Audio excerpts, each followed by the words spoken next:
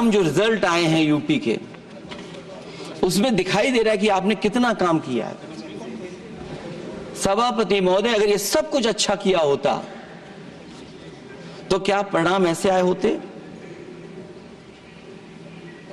जहां हारे ही नहीं हैं आप, सीटें ही कम नहीं हुई हैं। देश के प्रधानमंत्री जी भी वोट से हारे हैं, वोट से हारे हैं। जो कभी 5 लाख तक जीतना था जिन्हें, या 10 का टारगेट बनाया था, कितने से जीते? तो कम से कम इन चीजों को तो देखें। मैं जब सुनता हूं सत्तापक्ष लोगों को तो मुझे वो लाइनें याद आ जाती कि वो झूठ बोल रहा था, बड़े सलीके से मैं एतवार न करता तो और क्या करता।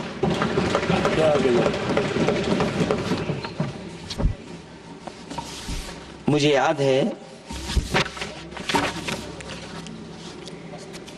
कि देश के प्रधानमंत्री जी ने जनकपुर में एक झंडा दिखाया था और उस बस में 35 लोग बैठ करके अयोध्या आए थे। सभापति महोदय, उस समय भी मैंने मांग की थी कि जहां से जनकपुर से यात्रा शुरू हो रही है और अयोध्या तक बस से लोग आएंगे तो पता नहीं कितने घंटों में आएंगे। मैंने मांग की थी कि वहां से लेकर के अयोध्या तक एक्सप्रेस वे बनना चाहिए, कि कम से कम जो जनकपुर से आए और अयोध्या दर्शन करने आ रहे हैं और बस से आ रहे हैं, कम से कम उनकी तकलीफ परेशानी तो कम होती।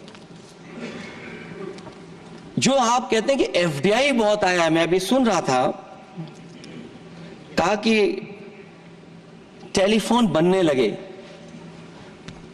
टेलीफोन बन नहीं रहे हैं, मोबाइल बन नहीं रहे हैं।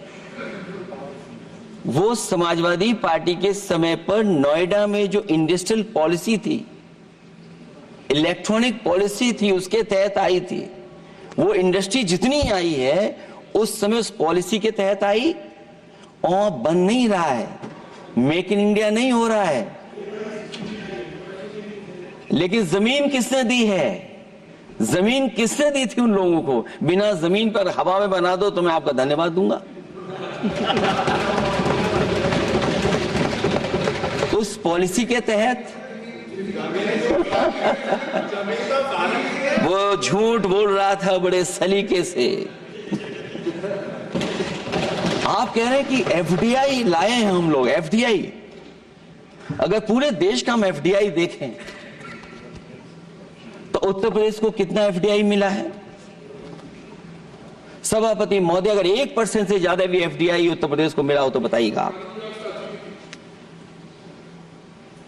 जो प्रोजेक्ट डिले हो रहे हैं, जिसकी वजह से कॉस्ट ओवररन हो रही है, उसका जिम्मेदार सभापति महोदय कौन है? डबल इंजन की सरकार है। लखनऊ में भी सरकार आपकी है, दिल्ली में भी सरकार आपकी है। आखिरकार ऐसा क्यों हो रहा है? और आज ही जब सदन में सभापति महोदय हम लोग आए हैं तो एक और रेल एक्सीडेंट की खबर सुनी है।